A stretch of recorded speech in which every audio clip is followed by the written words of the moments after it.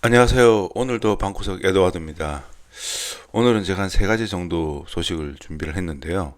그중에 첫 번째가 가장 중요한 다음 주한 미국 대사로 예정되어 있는 사람이 얼마 전에 한국을 방문했습니다. 아직 안 떠난 것 같은데요. 이분이 일주일 정도 한국에 머물면서 트럼프 인수위에 보고할 내용들을 NMP라고 하는 한인 방송에 전화 인터뷰로 얘기한 내용이 아주 중요한 내용이 있습니다. 그래서 그거를 좀 살펴보고자 합니다. 이 인사가 주한 미국 대사로 결정된 것은 아니지만은 유력하게 거론되고 있는 사람이고 한국어를 할 수 있는 한국계라고 그럽니다. 이분이 한 일주일 정도 한국에 머물면서 현재 상황에 대해서 깜짝 놀라서 그것에 대해서 NMP와 전화 인터뷰를 했는데요. 이분이 한국에 대해서 가지는 생각은 현재 내란은 야당이 저지르고 있는 것이다. 내란 공조는 한국의 야당, 법조계, 경찰, 검찰, 언론이 합동으로 저지르는 쿠데타다. 쿠데타라는 겁니다. 내란 수괴는 이재명이다. 지난주 한국을 방문했을 때 광화문, 한남동 등을 가서 집회를 다 봤다. 다 봤는데 너무 놀랍다. 자기가 도저히 이해할 수 없는 것 또 한 가지는 박존중 경호처장을 공개적으로 조사한 것을 이해할 수가 없다. 시크릿 서비스를 이렇게 공개적으로 조사를 한다는 것이 말이 되는지 모르겠다. 정상적인 사고방식으로는 언론을 볼 수가 없다. 대통령 체포작전이란 말은 놀랍다. 어떻게 그런 말을 쓸 수 있는지 모르겠다. 여당 원내대표까지 대통령 체포라는 말을 쓰는 것을 이해하기 어렵다. 당연히 그렇죠. 권성동, 권영세 정신 차려야 됩니다. 자, 그리고 이분이 계속 한 말이 뭐냐면은 정말 놀라운 말들이 계속 나옵니다. 내란을 일으킨 것은 야당인데 경찰 등이 정과 사범의 지휘를 받고 있는 것이 화가 난다. 그리고 국방장관, 경찰청장, 방첩사령관 등을 수갑을 왜 채웠나? 인간적으로 분노를 가지고 미국으로 돌아간다. 직접 방문해 보니 최악이었다. 참담하다. 경악을 했다. 이 내용을 트럼프 인수에 보고했다라고 합니다. 제가 지금 방금 말씀드린 것들이 소위 말하는 극우 유튜버 한 명이 말하는 것이 아닙니다. 다음 주한 미국 대사로 예정되어 있는 사람이 한국에 와서 직접 보고 느낀 것을 밝힌 겁니다. 이것이 그대로 트럼프 인수에 보고되고 그것이 정책에 반영될 겁니다. 이 이외에 또 그 다음 그런 일이 있었죠. 그 패트릭 크로닌이라고 허드슨 연구소의 아시아 태평양 안보 석자가 한 말입니다. VOA라고 하는 미국 국무부가 하는 채널이 있습니다. 잘 아실 겁니다. 거기에 출연해서 한 말이 공수처가 실제로 물리력을 사용해서 직무가 정지된 대통령을 체포하려고 한다면은 그때는 트럼프 대통령이 적어도 당신들은 헌법을 따르지 않고 도를 넘고 있다고 말할 수 있을 것입니다. 라고 했습니다. 무슨 얘기냐? 미국은 사실 반미 감정에 굉장히 민감한 국가입니다. 그래서 대놓고 어떤 행동을 하지는 않겠지만은 적어도 대통령을 체포하는 것은 레드라인을 넘는 것이라고 분명히 밝힌 겁니다. 여기서는 크로닌 씨는 헌법을 따르지 않고 도를 넘고 있다고 말할 수 있다라고 했지만은 그 다음에 제임스 제프리 전 백악관 NSC 부보좌관은 더 나아가서 발언을 합니다.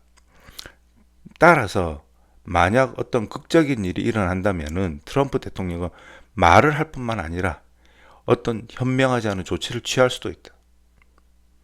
이게 뭔지는 모르겠습니다. 말이 아니라 이제 행동을 취할 수도 있다는 겁니다. 대통령을 체포를 한다면은. 하지만 이거는 경고다. 지금 말하는 거는 배를 흔들지 말라는 겁니다. 나는 트럼프를 말하는 겁니다. 한국, 우크라이나, 독일, 이스라엘, 파나마에서 많은 문제를 원하지 않는다고 분명히 선을 그어줬습니다. 대통령의 신변을 건드리지 말아라는 선을 그었습니다. 이래서인지 최근에 조선일보나 많은 언론사들이 입장을 바꾸는 것이 보입니다. 그리고 공수처도 이번에 2차 체포영장 집행 인원을 1차보다 축소한다고 그럽니다. 1차 때도 성공을 못했는데 2차 인원을 줄이고 성공할 수 있을까요? 그냥 신용을 하는 게 아닌가 하는 생각이 듭니다. 제가 방금까지 말씀드린 거는 미국의 보수 트럼프 집행부가 어떻게 한국을 보고 있고 어디까지 지켜만 볼 것인지에 대해서 정확하게 밝히고 있다는 것을 제가 다시 한번 여러분들에게 전해드렸습니다. 그리고 이제 그 다음 또 재밌는 소식이 있는데요. 지난번에 1차 체포영장 집행 때 공수처가 돌아가기 전에 경호처에서 보고문 같은 걸 발표를 했었죠. 제발 거기다 오줌 싸지 마라. 방류하지 말라고 했습니다. 그리고 1시 반쯤 돌아갔을 때 사람들이 혹시 소변이 마려워서 돌아간 거 아니냐라고 막 놀려서 제가 웃으면서 그때 페북에다가 다음번 공수처장이 그 체포영장을 집행하기 위해서 이게 디펜더 사고 있는 거 아니냐, 핸드폰으로 뭐 쿠팡에서 이런 거 주문하고 있다라고 농담을 했는데 이게 실제로 벌어졌습니다. 다음 집행에서 그것에 대비해서 경찰에다가 지금 다 공고를 내려서 장기전에 대비해서 배터리하고 기저귀를 준비하라고 했답니다. 기저귀 차고 온다라는 겁니다. 정말 이게 농담이 현실이 될 거라고는 저는 상상도 못했는데요. 이제 기저귀 차고 온다는 겁니다. 그래서 지금 각종 커뮤니티나 뭐 이런 데서 여러 가지 뭐 우스개 짤들이 올라오고 있는데요. 제일 웃긴 게 뭡니까? 하기스 특공대가 온다라는 겁니다. 이게 디펜더라고 성인용이 있는데 오펜스하러 하면서 디펜더를 차는 건 좀 웃기지 않습니까? 그래서 하기스 차고 오지 않겠느냐. 그러면서 또 이런 또 웃긴 짤들이 막 올라오는데요. 뭐 AI로 물론 만든 겁니다만 이렇게 차고 이제 온다는 겁니다. 근데 아침에 뉴스에 나왔었죠. 그 대통령 경호처 그 대통령 관저 주변에 경호원들이 이런 무슨 백팩을 메고 다니는 사진들이 올라왔습니다. 기사에. 이 백팩이 뭐가 들어있느냐면은 저격용 스나이핑용 총들이 들어있다고 합니다. 이런 사람들이 붙으면 누가 이길지는 참 모르겠습니다. 물론 어떤 유혈 사태도 없이 원만하게 해결되길 바라고 그 불법적인 체포영장을 집행을 공수처가 포기하길 바랍니다만은 참 진짜 너무 비교돼서 제가 웃겨서 이건 좀 가볍게 좀 가져와 봤습니다. 그리고 어제 그제 이제 이슈가 크게 됐던 게 카톡 검열이었죠. 민주당이 전용기가 카톡 검열을 하겠다는 식의 발언을 해서 난리가 났었습니다. 그래서 여러분 블라인드라는 앱을 잘 아실 겁니다. 모르신 분을 위해서 제가 간단히 설명드리면은 직장인들이 자기 명함을 가지고 자기 그 이메일 인증해서 들어오는 실명 사이트입니다. 실명 인증이 된 사이트죠. 여기에서 그러니까 저 한 30대, 20대 후반부터 한 50대까지, 50대까지 그 직장인들의 어떤 커뮤니티 같은 데인데요. 여기에 뭐 가끔 이렇게 뭐랄까 여론조사 같은 것들이 많이 올라옵니다. 이 중에서 그 계엄하고 카톡 검열 중에서 어느 게 더 나에게 쇼킹했느냐. 계엄은 10%도 안 됩니다. 카톡 검열이 더 무섭다라는 겁니다. 당연히 그렇죠. 솔직히 계엄한다고 해서 우리 같은 사람들에게 무슨 특별한 뭐 문제가 있습니까? 근데 카톡 검열은 내 카톡을 누가 언제 어디서 볼지 모르지 않습니까? 이렇게 해서 지난 주말에 여론이 민주당이 아주 악화가 됐습니다.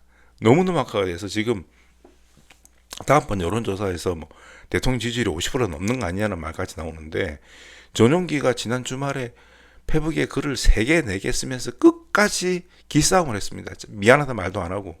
근데 왜 그런가 했더니 오늘 이재명까지 나서서 카톡이 무슨 성역이냐, 가짜뉴스 뿌리 뽑겠다고 나왔습니다. 이재명이 이러니까 제가 뭐 지난번 그 유튜브에서도 말씀드렸지만 이재명 생각이 이렇기 때문에 전용기도 끝까지 밀어붙였습니다.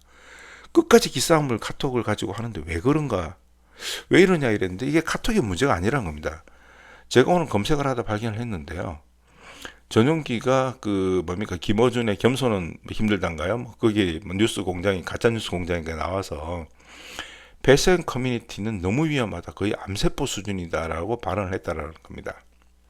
물론 이제 뭐 커뮤니티도 여러 가지 종류가 있습니다만 폐쇄형 커뮤니티라고 하는 거는 보통 이제 가입한 사람만 글을 쓰거나 뭐 댓글을 달 수 있는 뭐 이런 커뮤니티를 말하는 것 같아요.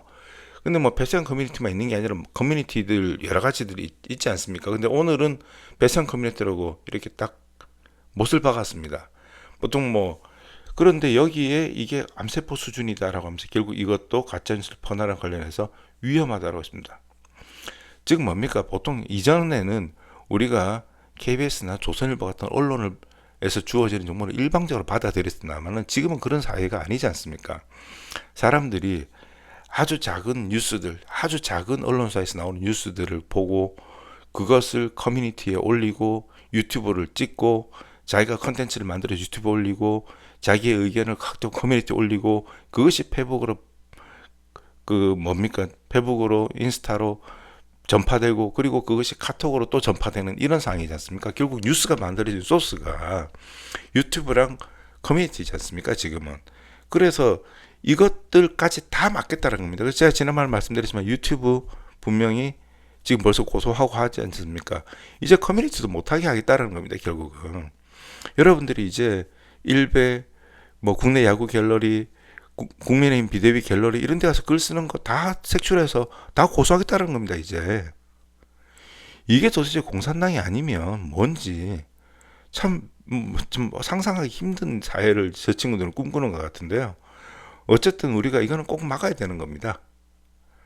자, 제가 오늘 이렇게 한 세 가지 정도 뉴스를 가지고 왔는데요. 다음에 또 더 재밌는 컨텐츠를 가지고 올 수 있도록 그렇게 하겠습니다. 감사합니다.